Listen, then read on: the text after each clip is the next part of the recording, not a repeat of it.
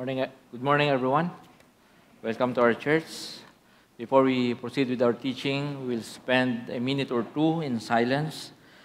It's been our practice dito sa church to devote the first moments bago ang preaching para po makinig sa ating Panginoon at ating pong kausapin ang ating buhay na Diyos.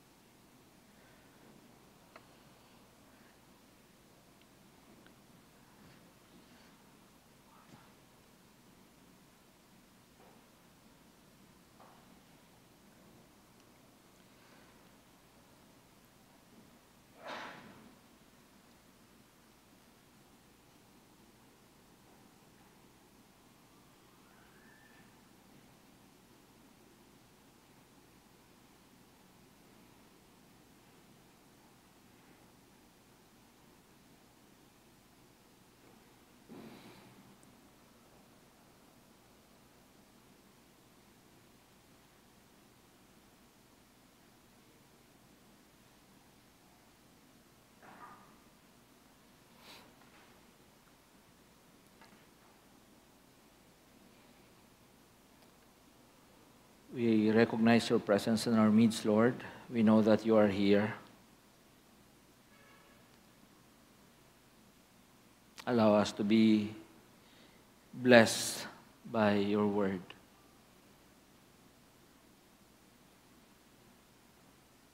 Make our ears attentive, Lord, to your voice,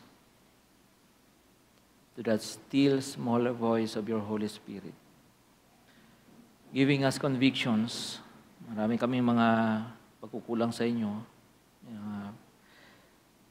Moments, Lord, where we walk away from the truth. We trust ourselves instead of trusting in you. Convict us, Lord. Maybe some of us are still pursuing life's idols, mga bagay sa mundo, Panginoon. Convict us today.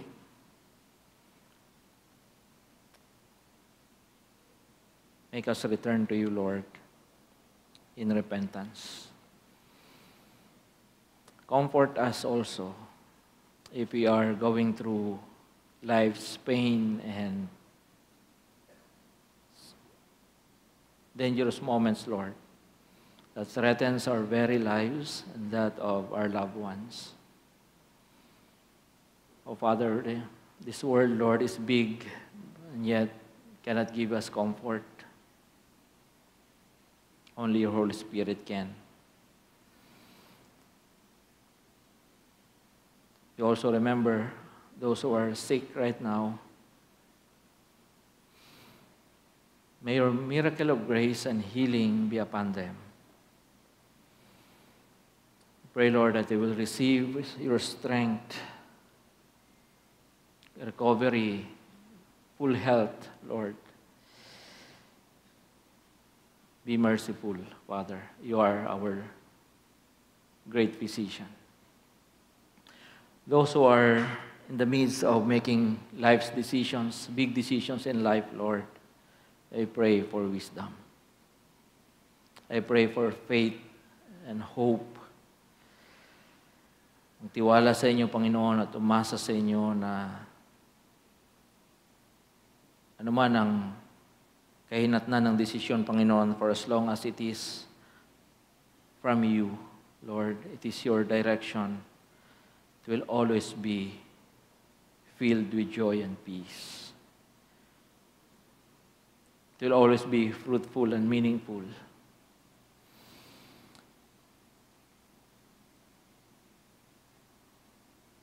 If there's someone here, Lord, na ang faith, Panginoon, has been weakened by a lot of things. Dito ang kapatid upang magbalik loob sa inyo, upang muling sumigla ang spiritual life.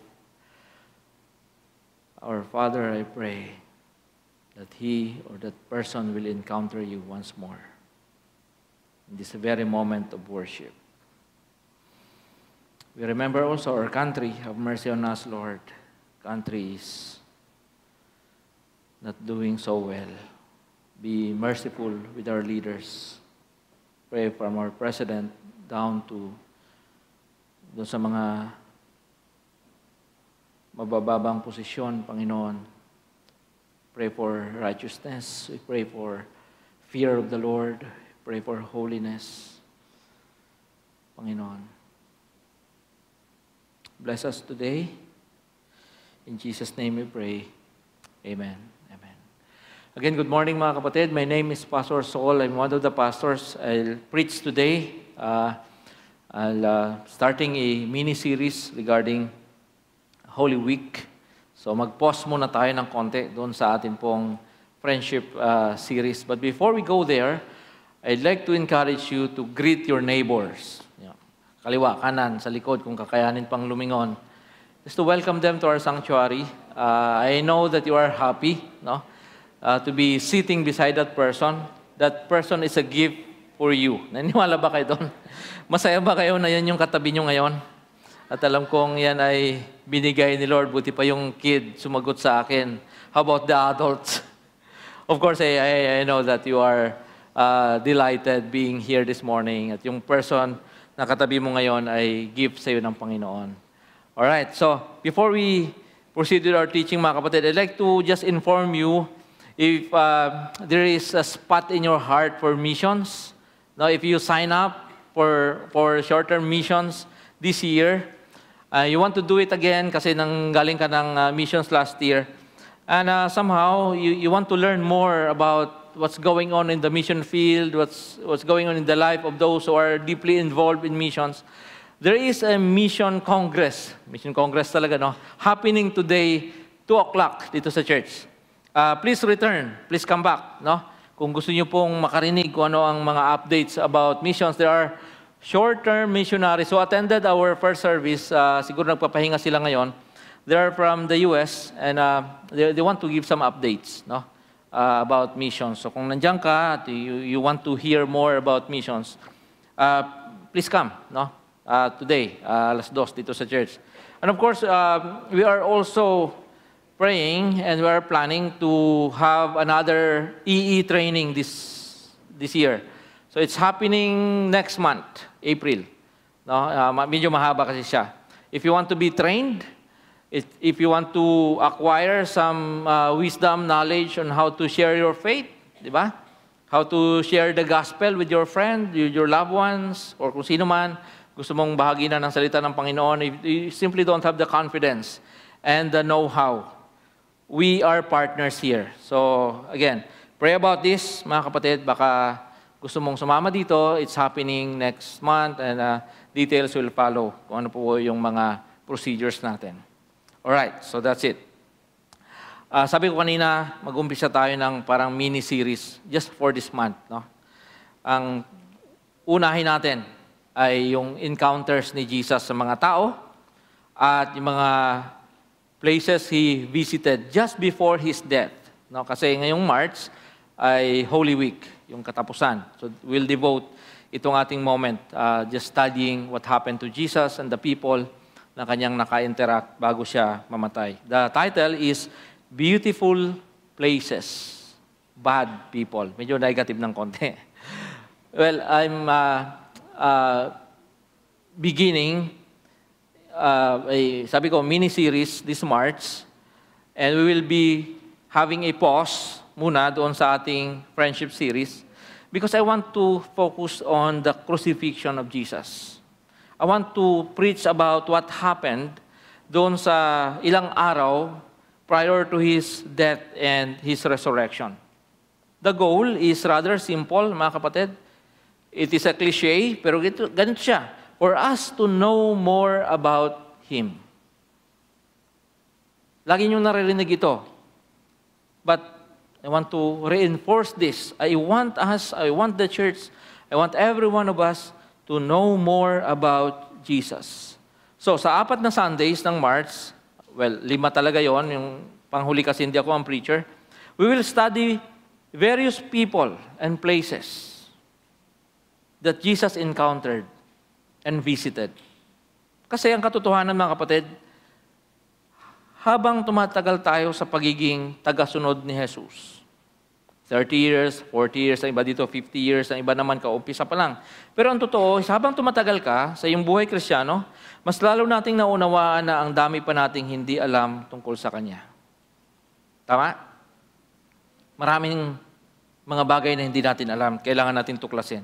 Isa pang mahalaga sa buhay, maunawaan lamang natin ang totoong kalikasan ng tao sa liwanag ni Kristo.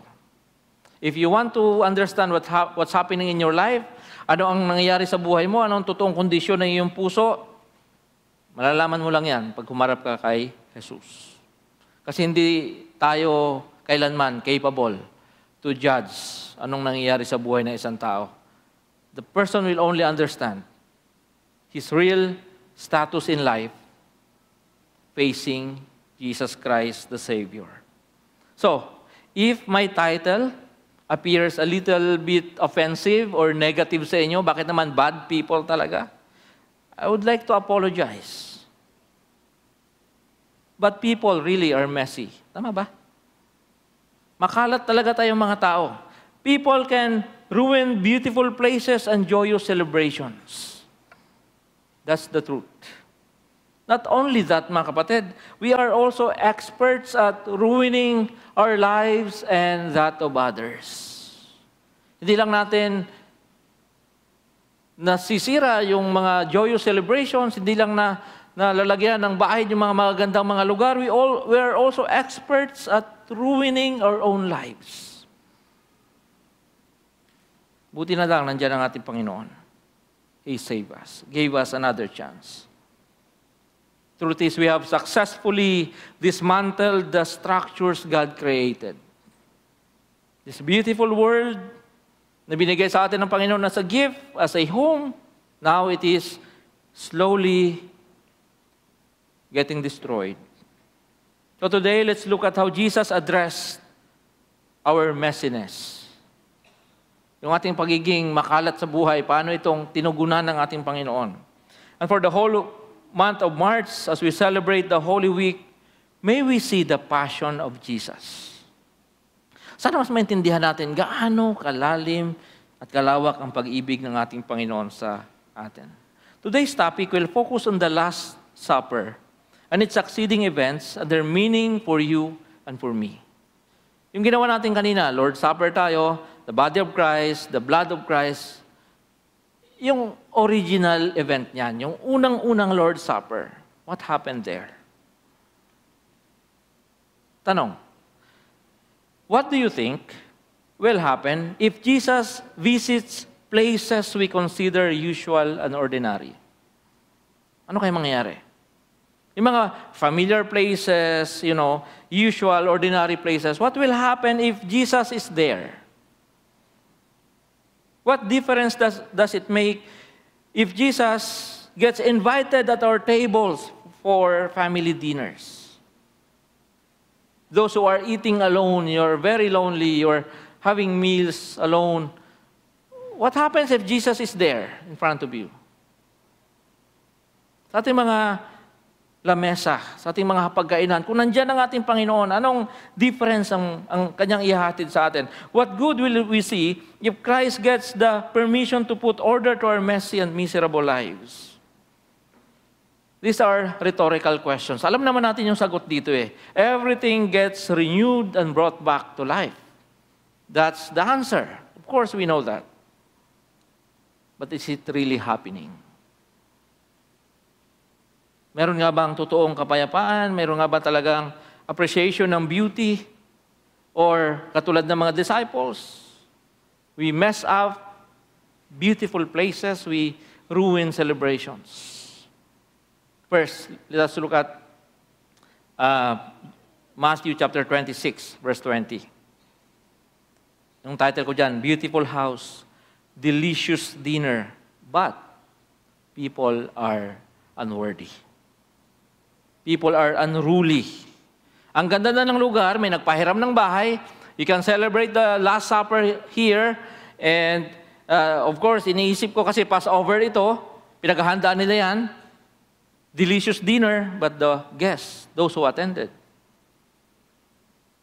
are dirty people. ng gabing iyon, sabi dito sa Bible, dumulog sa hapag si Jesus kasama ang 12. But something happened. So let's look at John chapter 13, 4-5. Kaya't siya'y tumayo mula sa hapag, nag-alis ng panlabas na balabal at nagbigkis ng tuwalya sa baywang. Pagkatapos naglagay siya ng tubig sa palanggana at sinimulang hugasan ang mga paa ng mga alagad at punasan ng tuwalyang nakabigkis sa kanyang baywang. The dinner was set. Okay na, ready na. The borrowed house in order. The food was warm, the drinks refreshing, but the guests, except Jesus, of course, were all unworthy. No one wanted to do the most humbling act of all, and that is to wash the feet of others. Kultura nila, mga kapatid, na bago papasok sa bahay, bago dumulog, tama ba yung dumulog? O basta pumunta doon sa hapagkainan, you have to wash your feet. At kung medyo mayaman yung nag-imbita sa'yo, ang gagawin niya, utusan niya yung pinakamababang alipin. May mga hierarchy pa yung alipin nila noon. Yung pinakabata, siguro pinakamababang alipin, will wait outside, ready yung kanyang palanggana na may tubig at tuwalya, at lahat ng papasok na guest, huhugasan niya isa-isa. Unfortunately for this story, no one did that. Maring hindi ganun siguro kayaman yung may-ari ng bahay, yung host ni Jesus and His disciples. So nobody did it for them. Anong sinasabi ng kanilang kultura sa mga ganong sitwasyon? Ang sinasabi ng kanilang kultura, kung sino ang pinaka-youngest, pinaka-inexperienced among them, pinaka-bata sa kanila, will do it. Ano nangyayari? Pumasok silang lahat doon without washing their feet. Because no one was humble enough to say, I'm the youngest here. I'll do it for you.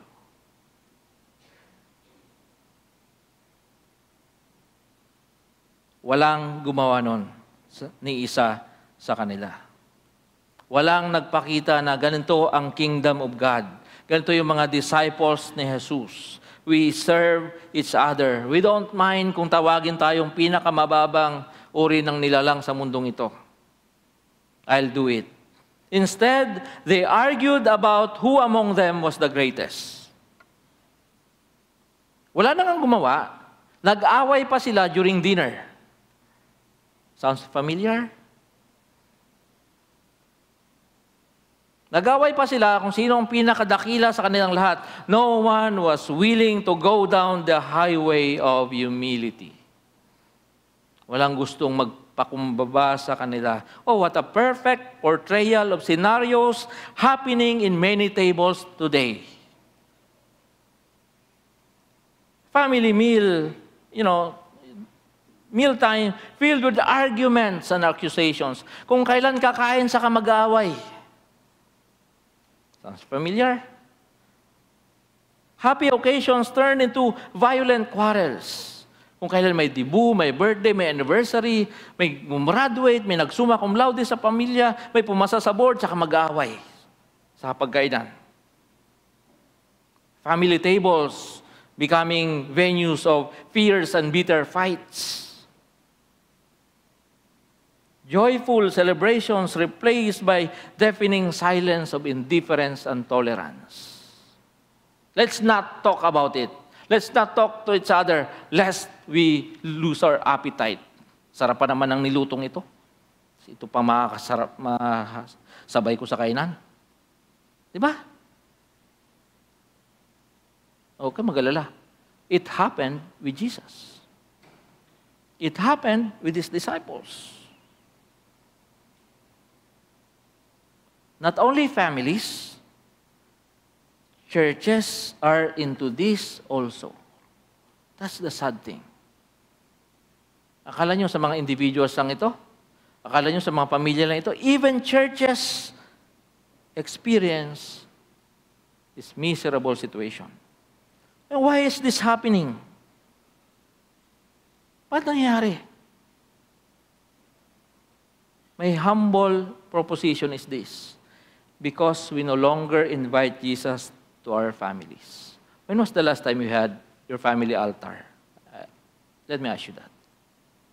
Kailan kayo mga tatay, lolo dito na mga hari ng tahanan, kailan kayo naging hari upang punin ng inyong mga anak, let's pray together. When? Tapos magtataka tayo, bakit nag-away? When was the last time Jesus is visible at your table? When was the last time Jesus was exalted in your office, in our church, in your place of business, in schools and government? Jesus is no longer there. Ang gaganda nitong mga lugar na to, dinodecorate natin ng mga ganda, and yet Jesus is absent. Walang RSVP si Jesus. When Jesus is with us, kabaliktaran, senseless fighting will cease because He will show us love manifested through humble service. Matitigil lahat ng mga walang kabagay-bagay, kakwenta-kwentang mga away dahil ipapakita ni Jesus ang tunay na pag-ibig sa pamamagitan ng humble service. Pride and animosity can never thrive in such environment. Gusto mo mawala yung pride sa pamilya? Gusto mong mamatay yung animosity, yung silent war? No? Okay kayo pero hindi talaga kayo okay. It will never thrive in an environment where there is love and service pinakita sa atin ng ating Panginoon. My appeal to you this Holy Week as a church, sana wala nang paang huhugasan si Jesus sa simbahang ito dahil ginawa na natin para sa isa't isa. Pwede? Hindi kayo sumasagot. Kailangan ko kayong sumagot para makainom akong tubig. Para walang dead air. Pero mga kapatid, sana no? Sana pag nandito si Jesus, wala na siyang hugas ang paa. Kasi hinugasan ka na ng katabi mo. Hinugasan na natin ng isa't isa. Is that surprising? Kung nangyayari siya sa mundo, hindi tayo magtataka. What is shocking is, why does it keep on happening in many churches? Bakit ang mga simbahan, siya lang lagi na nakakaranas ng ganito mga Christian organizations, yung ating mga Kristiyano, mga tahanan? Babalik ulit yung discussion kanina. Bakit siya nangyayari? Simple lang. We are like the disciples. We don't respect Jesus and we see each other as kaagaw ko yan eh. Ako na sana pinakamalapit kay Jesus, kaso dumating pa to eh. O may eksena pa to eh. O may pal pa to eh. Di ba? Yun yung kanilang issue. Lahat nagsasabing ako ang pinakamalapit kay Jesus. Ako ang sinama niya sa bundok kung saan bumaba si Moses at si Elijah. Ako yung nandun. Ako yung nakakita nito. Kayo wala. Therefore, dapat kayo ang maghugas ng aking mga paa. That's what happened there.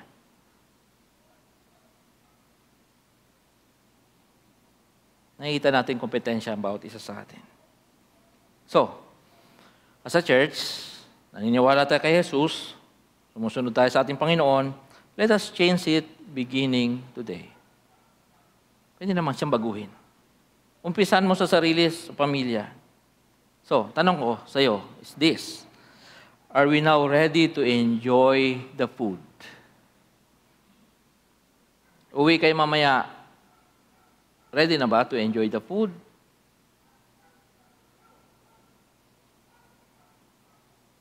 What about the ambience? Ang ganda ng bahay mo, laki. Ang lawak ng kusina, lawak ng table. May-enjoy mo ba talaga siya? Dahil nandyan si Jesus. Are we going to enjoy each other beginning today? It will only happen if Jesus is present. Jesus wants your place and occasions to be filled with joy and laughter. Bahay mo, gustong masulit yan ng Panginoon. Kaya nga niya binigay sa iyo yan eh. Yung sasakyan mo, gustong maging place of worship yan ng Panginoon. You will think of your future there. You will plan, you will create innovations in your car while you drive because Jesus is there. What if your business will be a place of worship where it all begins, yung araw mo, isang linggo mo, in worship, and it ends in worship? What about you? You start offering your school to church, to God, to Christ. Because He wants us to experience joy and laughter. Hindi away sa pamilya. That's what He offers you this Holy Week. Yan ang gustong gawin ni Jesus sa iyong tahanan. Yan ang gustong gawin ni Jesus kung nasaan ka ngayon at sa iyong mga life groups, sa inyong mga life groups. Jesus wants to join you. Jesus wants to minister to you. Jesus wants to give you joy. Maganda ng bahay, pinahiram, nilinis naman siguro yon, hinandaan ng masarap na pagkain kasi Passover yon, special yung pagkain, pero mayroong problema yung mga tao. That's why Jesus is there to serve. And Jesus is our life. In what sense? In this beautiful place, Jesus offered, hindi lang yung kanyang selfless service, na siyang naghugas sa paa ng mga disciples kasi walang gustong gumawa noon, but most especially, He offered Himself. His very own life. Sabi ni John, having loved His own who were in the world, He loved them to the end. Yung pag-ibig ng Diyos, binigay niya sa atin sa pamamagitan ni Jesus, at pag-ibig na walang hanggan, di matatapos. In a very symbolic way, Jesus gave the bread and wine to His disciples. At ang sabi ni Jesus, this is my body which is for you. Pagkatapos, sabi niya, this cup is the new covenant in my blood. Ano ibig sabihin nito, mga kapatid? Of all the symbols na mayroon sa mundong ito, bakit hindi corona na lang na simbolo? Bakit hindi damit na mas maganda? Bakit hindi tabak? Kung ano man. Bakit food and drink? Ang simbolo ni Jesus na binigay sa atin. It means Christians live for and because of Jesus. Ganun lang kasimple yung mga analogy ni Jesus. Hindi ka mabubuhay without food and drinks. That's why I'm giving you my body as a food, my blood as your ultimate food for your souls. Naintindihan ba natin yun? From now on, ang buhay mo ay hindi na sa iyo, ito ay si Jesus na mismo yung source at nagpapatakbo, nagsusustain ng iyong buhay. Kasi ang simbolo na ginamit niya yung kanyang katawan. Kung Pilipino si Jesus at nandito siya ngayon, kanin yun. Mamili ka na lang kung sinangag, Shanghai rice, kung ano man. Sa kanila kasi staple yung bread. Kaya bread. At saka wine. Kasi yung wine sa kanila okay lang. Sa atin, medyo may issue tayo sa wine, medyo mga conservative. Kape na lang. No. Hindi milk tea. Kape talaga yun. I insist. Mga kapatid, ang sino mang kakain at iinom kay Jesus ay hindi na muling mauuhaw at magugutom. Ito ang sinabi ni Jesus sa babae sa balon. Naalala niyo? Ito ang sinabi ni Jesus sa mga taong sumunod sa Kanya dahil nakakain sila. Sabi ni Jesus, sumusunod kayo sa akin dahil nakakain kayo ng tinapay. Sabihin ko sa inyo, may ibibigay pa ako sa inyo na mas higit pa sa mga tinapay na ito. Ito ang sinabi ni Jesus sa atin ngayon. Ang ating buhay ay kay Kristo mismo. Ang ating buhay ay dulot ng Kanyang pag-aalay ng Kanyang mismong sarili para sa atin. Kaya nga naunawaan ito ng lubos ni Pablo. Sabi niya, kaya hindi na ako ang nabubuhay ngayon, kundi si Kristo na ang nabubuhay sa akin. At ang buhay ko ngayon ay sa katawan ay kinabubuhay ko sa pamamagitan ng pananampalataya sa anak ng Diyos na nagmahal sa akin at naghandog ng Kanyang sarili para sa akin. There in the table, where quarrel abounded, Jesus offered Himself. Hindi lang yung Kanyang service, but His own life. And there's more.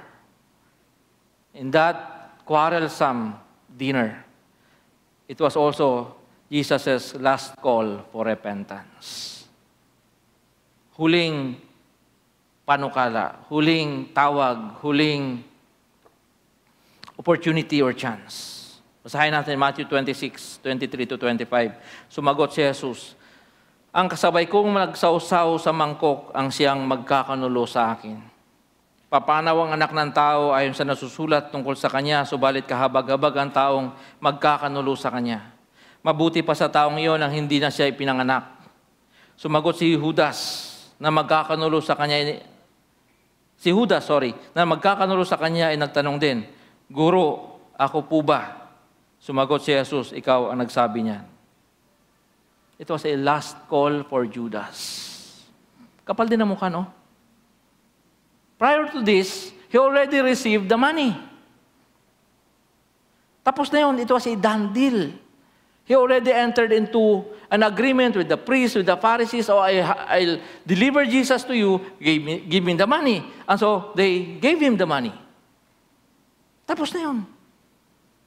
At nagtanong pa siya, Lord, ako? That was Judas. Now, I don't want you to miss this one. Judas was there to monitor the movements of Jesus. He was a spy. He was a traitor.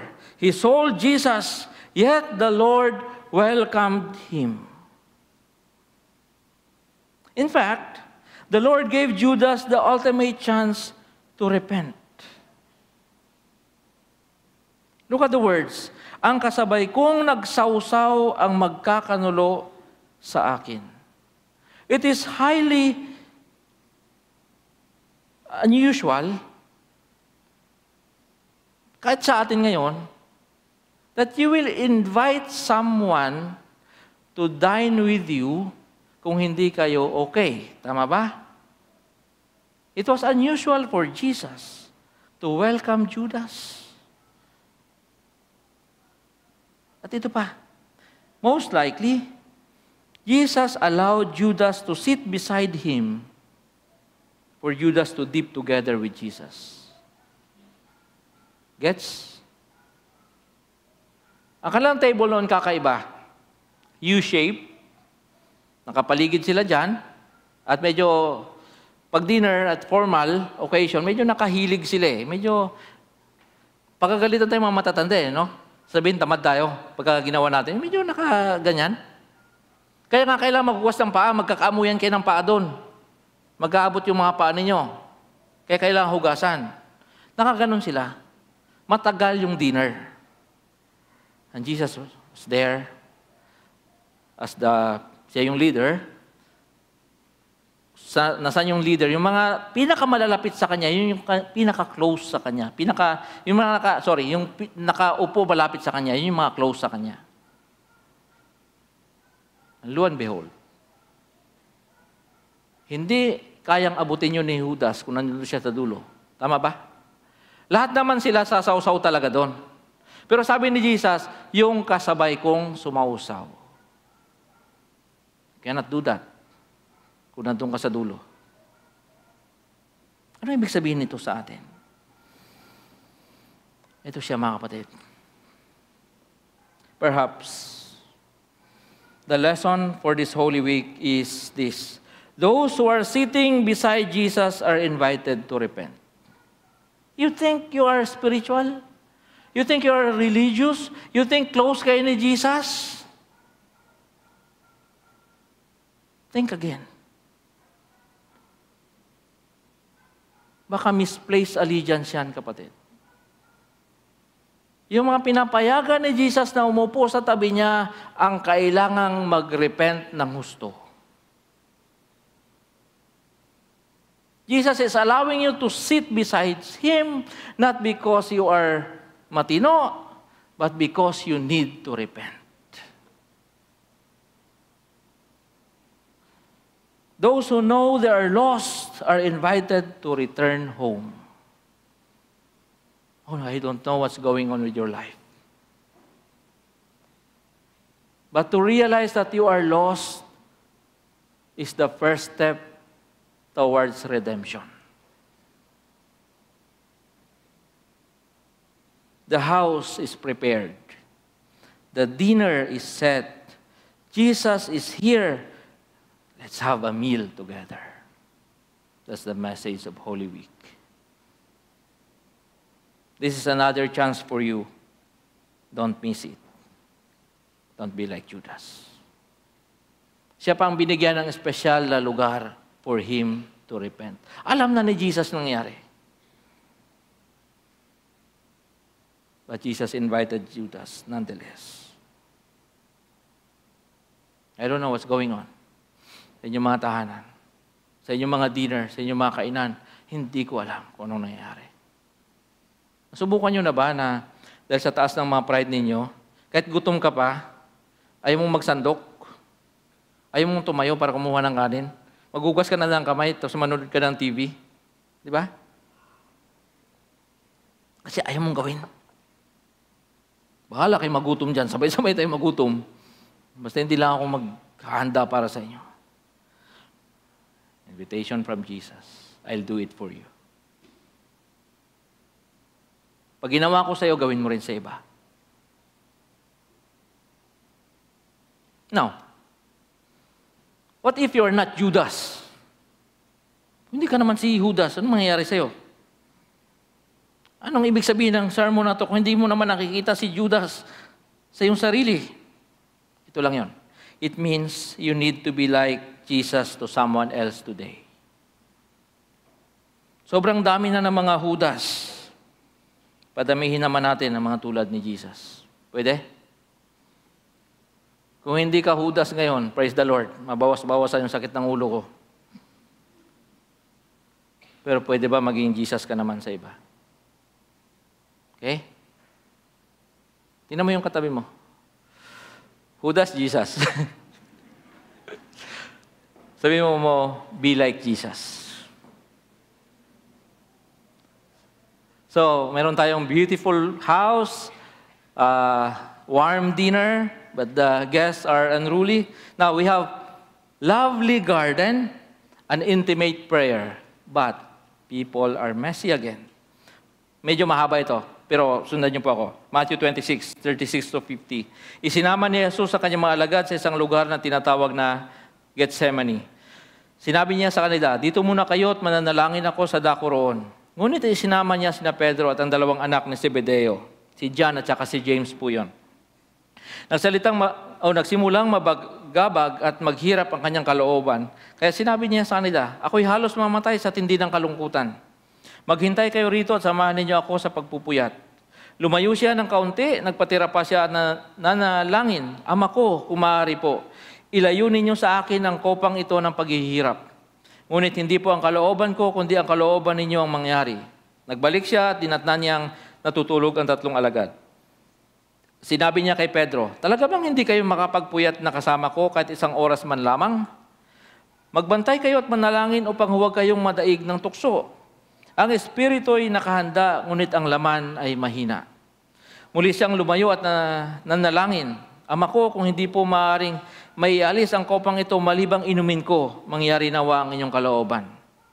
Muli siyang nagbalik at nakakita niya naman niyang natutulog sila sapagkat sila ay antok na antok. Iniwan niyang muli ang tatlong alagad at siya nanalangin at iyon din ang kanyang sinabi. Nagbalik na naman siya sa mga alagad at sinabi sa kanila, natutulog pa ba kayo at nagpapahinga? Dumating na ang oras ng anak ng tao ay pagkakanulo sa mga makasalanan. Bangon, halina kayo, narito na ang nagkakanulo sa akin. Nagsasalita pa si Jesus nang dumating si Judas na kabilang sa 12. May kasama siyang maraming tao na may dalang mga tabak at pamalo. Isinugo sila ng mga punong pari at mga pinuno ng bayan. Bago pa sila dumating doon, sinabi na ng taksil sa kanyang mga kasama, kung sinong hahalikan ko, siya ang dakpin ninyo. Nilapitan niya agad si Jesus at binati, magandang gabi po, guro, sa kahinalikan. Sinabi sa kanya ni Jesus, kaibigan, gawin mo na ang sadya mo. At siya ay nilapitan nila at dinakip. Saan nangyari ito? Sa isang napakapayapang lugar ng Gethsemane. The Garden of Gethsemane. A place of prayer and intimacy. If the house, na tinutukoy natin kanina kung saan nangyari ang Last Supper, was for intimacy with His disciples, the garden was a place of intimacy with His Father. Here he prayed. He pleaded, nakiusap siya, he agonized, almost at the point of giving up. Naintindihan niyo ba yung prayer na yon? Sabi ni Jesus, kung pwede lang, wag na lang. What if sinabi ng Father, oo nga, wag na lang. Uwi ka na lang dito, hayaan mo na yung mga taong yan. Do you even understand the implications of that? Kung sinabi ng Father na, balikan na dito, wag na nating tubusin yung mga pasaway na yan. Tapos na tayo. But Jesus submitted to the will of the Father. Oh, what a beautiful garden. What a lovely place. What an attitude from Jesus. At kumusta yung kanyang mga disciples? Habang si Jesus was intimate with his Father, agonizing in prayer, what happened to the disciples? They were all sleeping. Having been served at the table, stomach filled, feet washed, they went to sleep while Jesus agonized. Parang mga sawa lang, no? Pagkatapos kumain, gagawin? Tutulog. Di ba? Binalikan sila ni Jesus, ginising, tulog pa rin sila. Sad to say, wala pa kasi mga call centers noon. Kaya maaga matulog yung mga tao. Kung ngayon nangyari yun, malamang-lamang, sanay na sina Pedrong magpuyat. Wala pa kasing BPO. And Judas, he led the mob and betrayed Jesus with a kiss. Kanina, hirap no? Kumakain kayo, tapos hindi kayo magkasundo. Tapos nandun si Jesus para hugasan ng inyong mga paa. Ngayon naman, you betray Jesus with a kiss.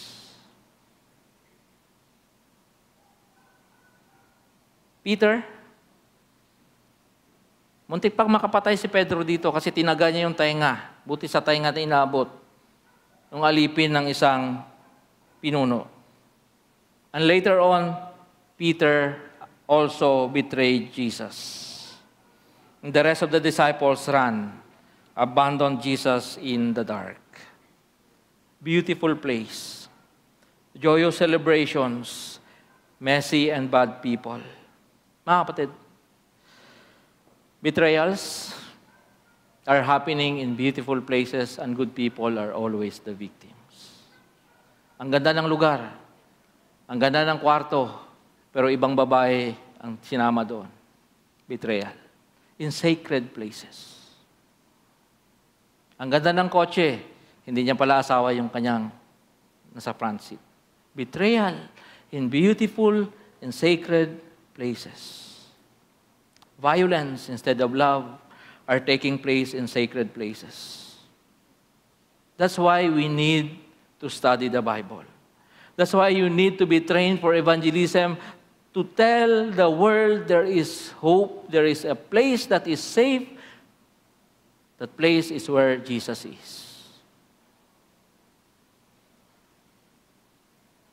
Wala na halos safe place sa ngayon.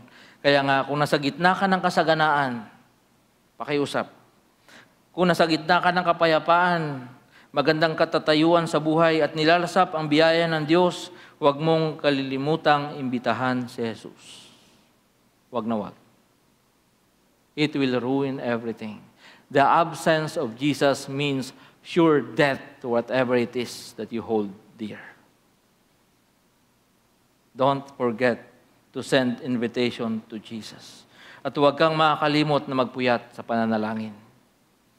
Make your Gethsemane a place of intimacy, not betrayal and abandonment. Invite Jesus to your home. He wants to sit at the family dinner and eat with you. He wants to do that, mga kapatid. He wants to transform your place into a place of intimacy, worship, and love. Kung hindi mo na ito nararanasan recently sa buhay mo, kung hindi na ito nangyayari sa inyong pamilya, may pag-asa kay Jesus. He wants to give you life. Yung totoong buhay. Anong definition ni Jesus ng buhay? Buhay na ganap at kasiya-siya. Blessings be yours today and forever. So this is my challenge as we begin this month of reflecting on the Holy Week. Ito yung challenge ko sa inyo. Jesus wants to visit your home. Allow Him to use it. Kakahiya, Pastor? Gusto ni Jesus, puntahan ka sa bahay mo. Tanong, will you welcome Him?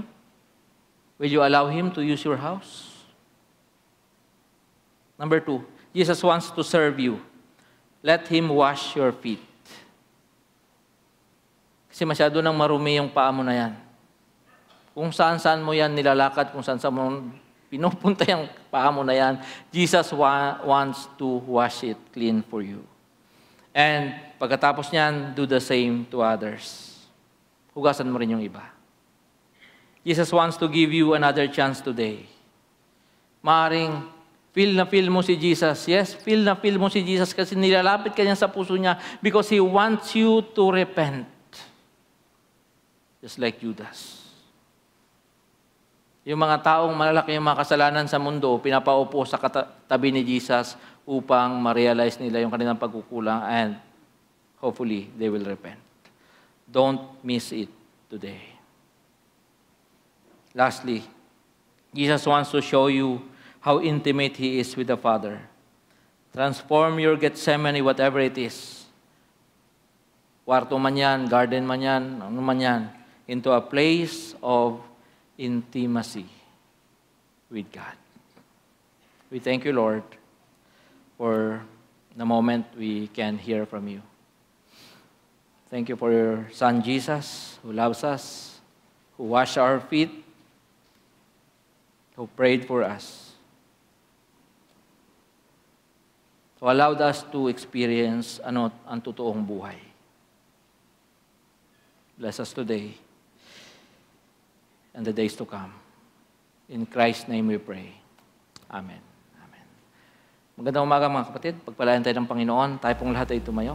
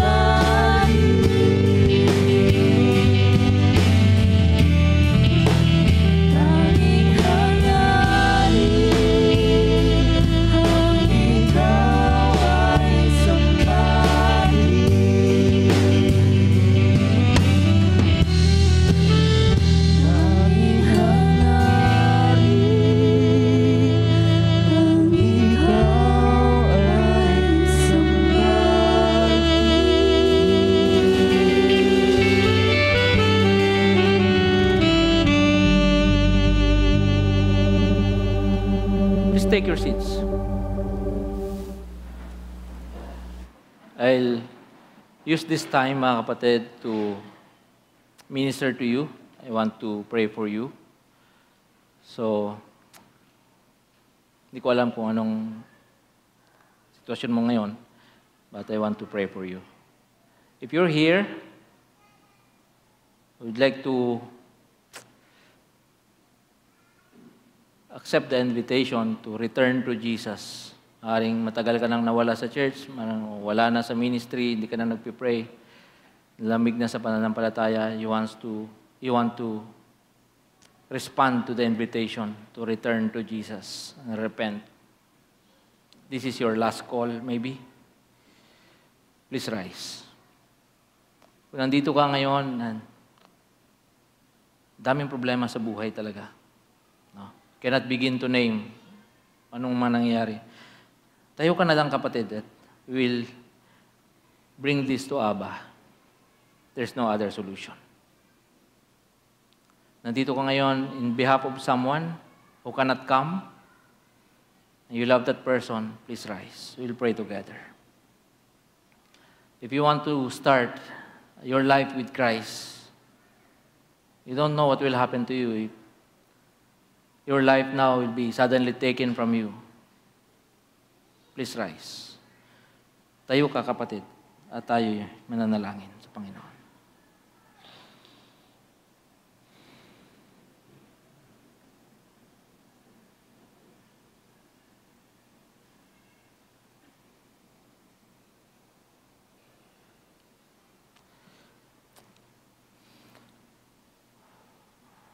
Father,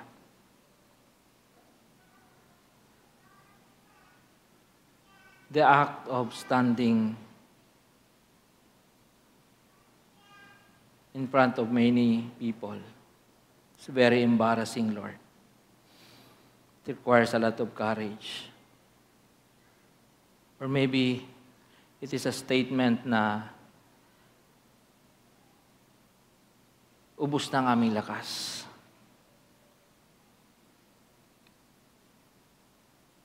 Wala na kaming diskarte sa buhay. Lord,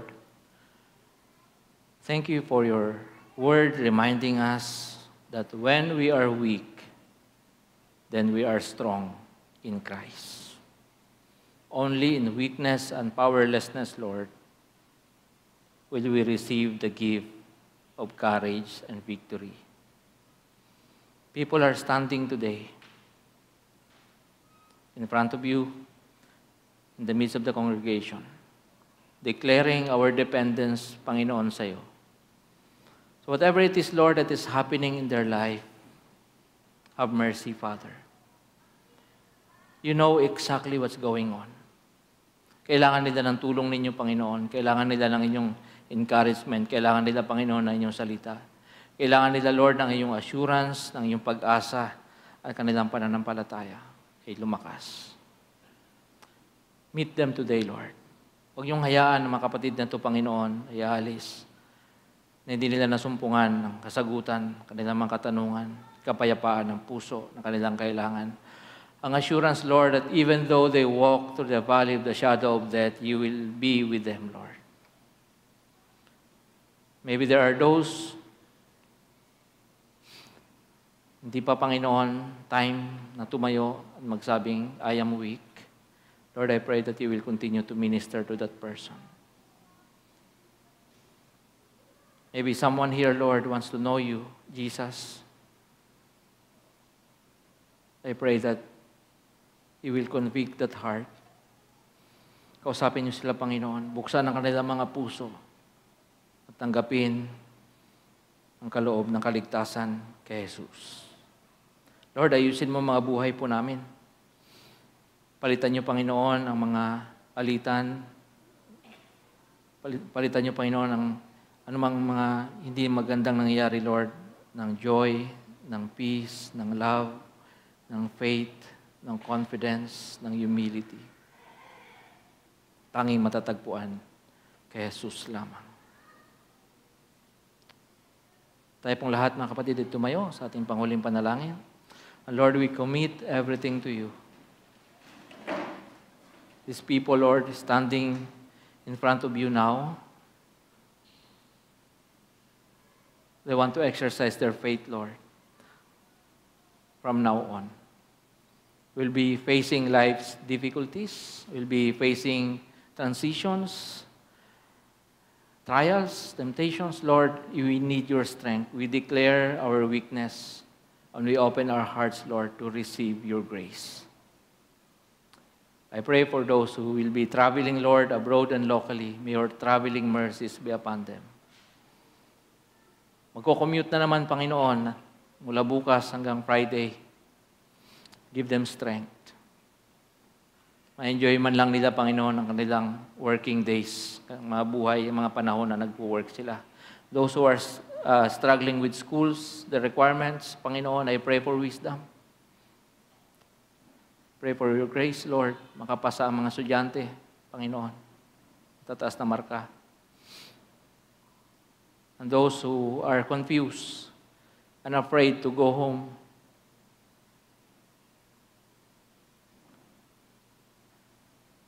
those who want to spend more time, Lord, in church. Kasi masyadong malungkot, masyadong magulo ang buhay sa bahay, Lord.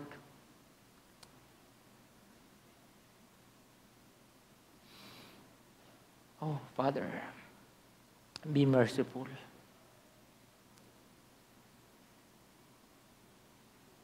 Be gracious unto us, Lord. May one of us here receive your blessing and favor. We need your peace. We need your provisions, your protection and guidance. And so release us, Lord. Dismiss us with your love. May the Lord bless you and keep you, my dear brothers and sisters. May the good Lord make his face to shine on you and be gracious to you.